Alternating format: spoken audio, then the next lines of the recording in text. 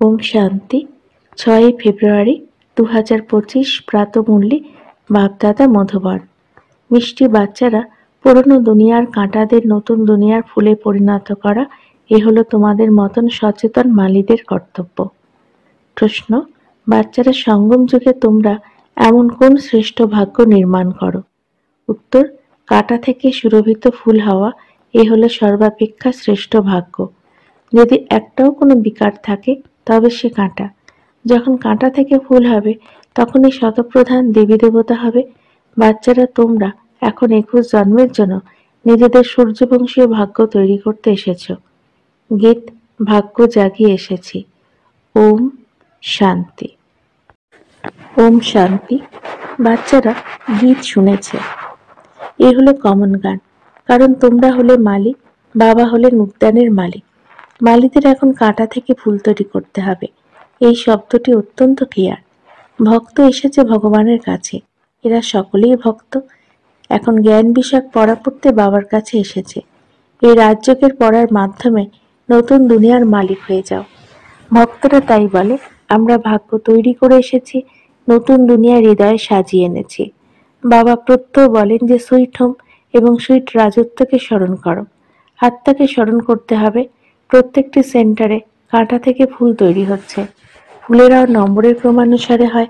শিবের উপরে ফুল চড়ায়। কেউ যেমন ধরনের ফুল অর্পণ করে, আবার কেউ কেমন ধরনের।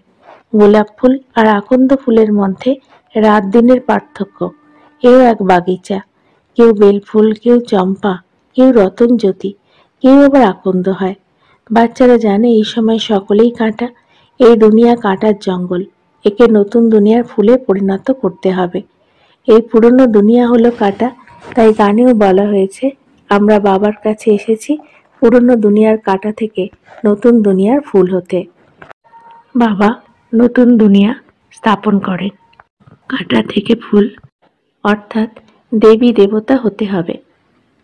গানের অর্থ কত সহজ। আমি এসেছি নতুন দুনিয়ার জন্য ভাগ্য জাগরিত করতে।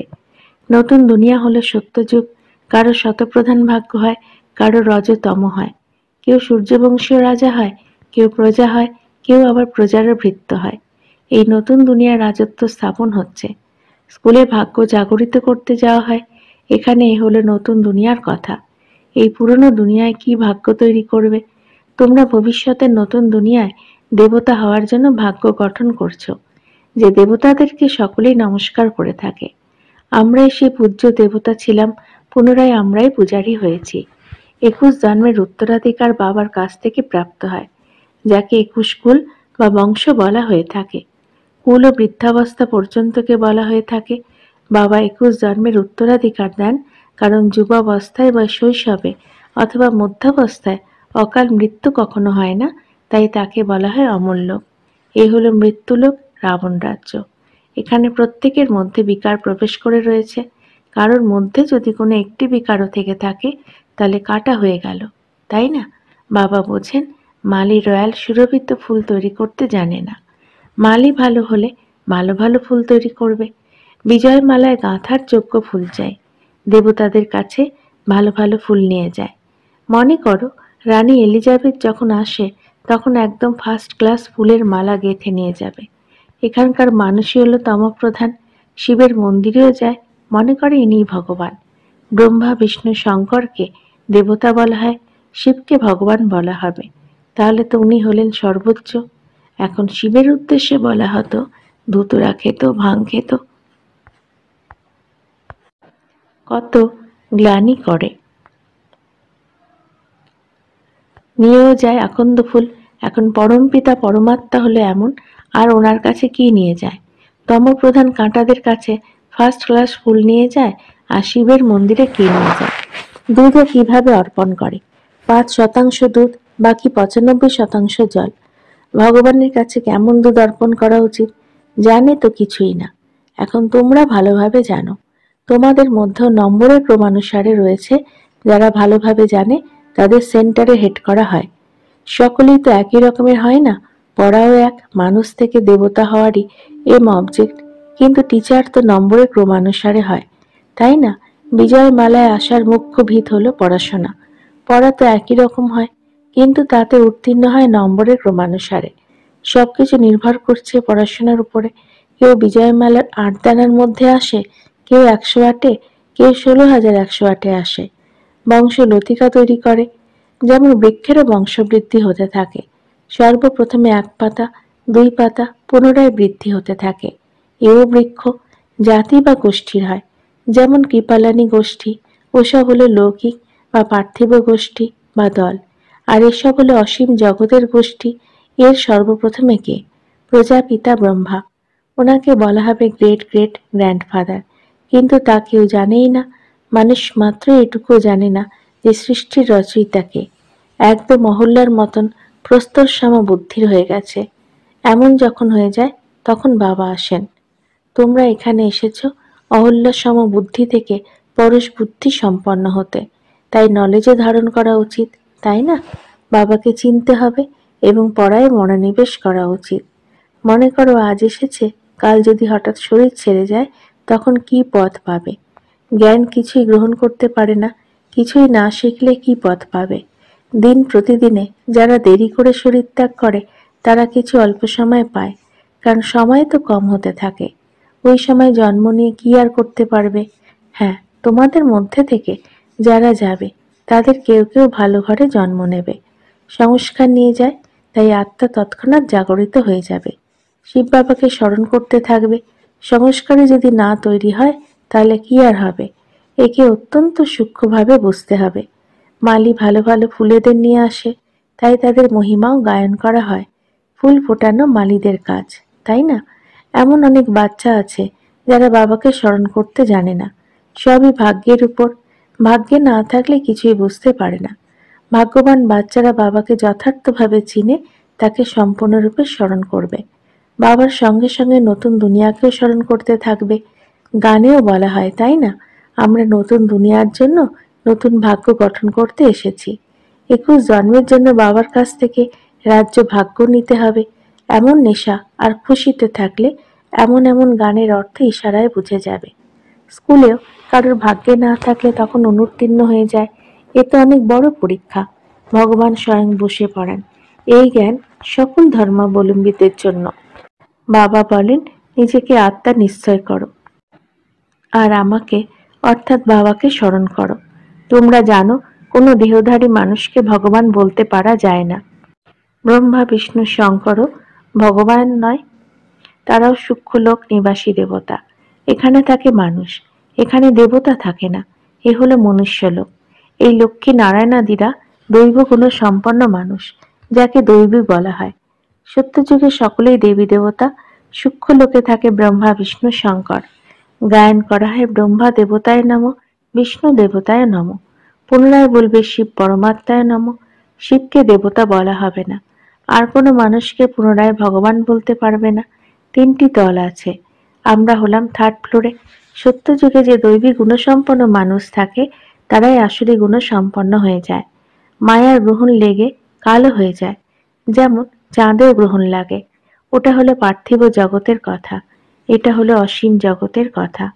এ হলো অসীম জগতের রাত, অসীম জগতের দিন। গায়ন হয় ব্রহ্মার দিন আর রাত। তোমাদের এই অদ্বিতীয় পিতার কাছেই পড়তে হবে, বাকি সবকিছু ভুলে যেতে হবে। বাবার কাছে পড়ে তোমরা নতুন দুনিয়ার মালিক হয়ে যাও। এটাই সত্যিকারের গীতা পাঠশালা। পাঠশালায় কেউ সর্বদা থাকে না। মানুষ মনে করে ভক্তি মার্গ হলো ভগবানের সঙ্গে মিলনের পথ। যত বেশি ভক্তি করবে তত বেশি ভগবান রাজি থাকবে আর এসে ফল প্রদান করবে। এসব কথা এখন তোমরাই বোঝো। ভগবান অদ্বিতীয়, যিনি এখন ফল প্রদান করছেন। যারা সর্বপ্রথম সূর্য বংশীয় পূজ্য ছিল, যারা সর্বাপেক্ষা অধিক ভক্তি করেছে, তারাই এখানে আসবে। তোমরাই সর্বপ্রথমে শিবের অব্যভিচারী ভক্তি করেছ, তাহলে অবশ্যই তোমরা সর্বপ্রথমে ভক্ত হয়েছ।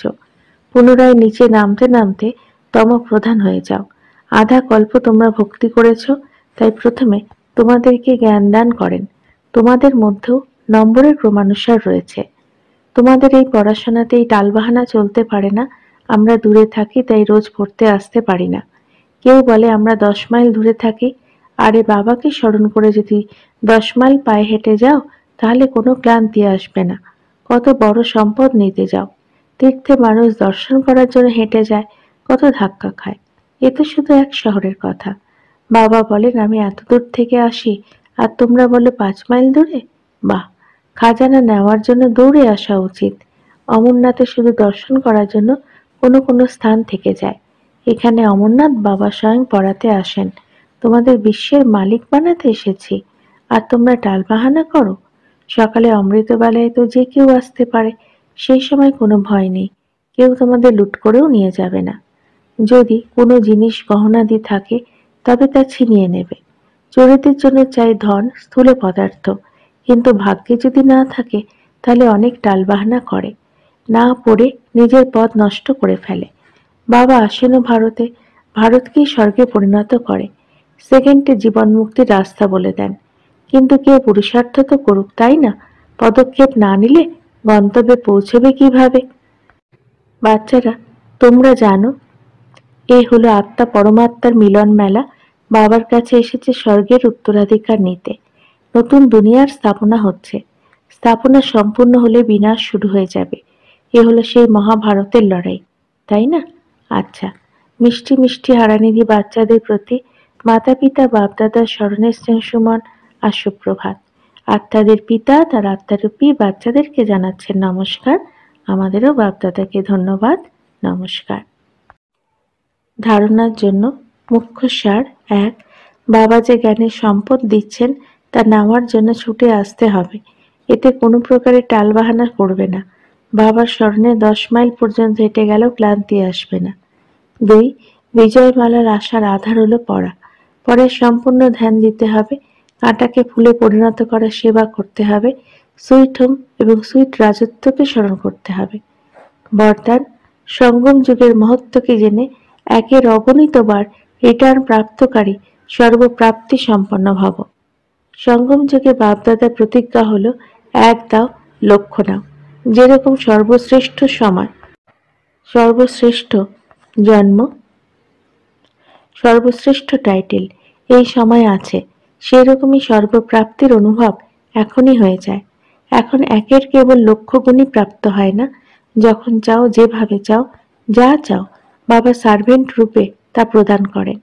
একের অগণিত বা রিটার্ন প্রাপ্ত হয়ে যায়, কেননা বর্তমান সময় বরদাতাই তোমাদের হয়ে গেছেন। যখন বীজ তোমাদের হাতে আছে, তো বীজ দ্বারা যা চাও সেটা সেকেন্ডে নিয়ে সর্বপ্রাপ্তিতে সম্পন্ন হতে পারো। স্লোগান: যেরকমই পরিস্থিতি হোক, পরিস্থিতি চলে যাবে, কিন্তু খুশি যেন না যায়। অব্যক্ত ইশারা: একান্ত প্রিয় হও, একতার একাগ্রতাকে ধারণ করো। একতা ও একাগ্রতা কাজ করে সফলতা প্রাপ্ত করার জন্য এই দুটি হলো শ্রেষ্ঠ ভোজক। একাগ্রতা অর্থাৎ সদা নির্ব্যর্থ সংকল্প, নির্বিকল্প। যেখানে একতা আর একাগ্রতা থাকে সেখানে সফলতা গলার হার হয়ে যায়। একটা শব্দ বরদাতার খুব প্রিয়: একব্রতা, এক বল এক ভরসা। সাথে একমত, না মনমত না পরমত, এক রস না অন্য কোনো ব্যক্তি না বৈভবের রস। এইরকমই একতা একান্ত প্রিয়। ওম শান্তি।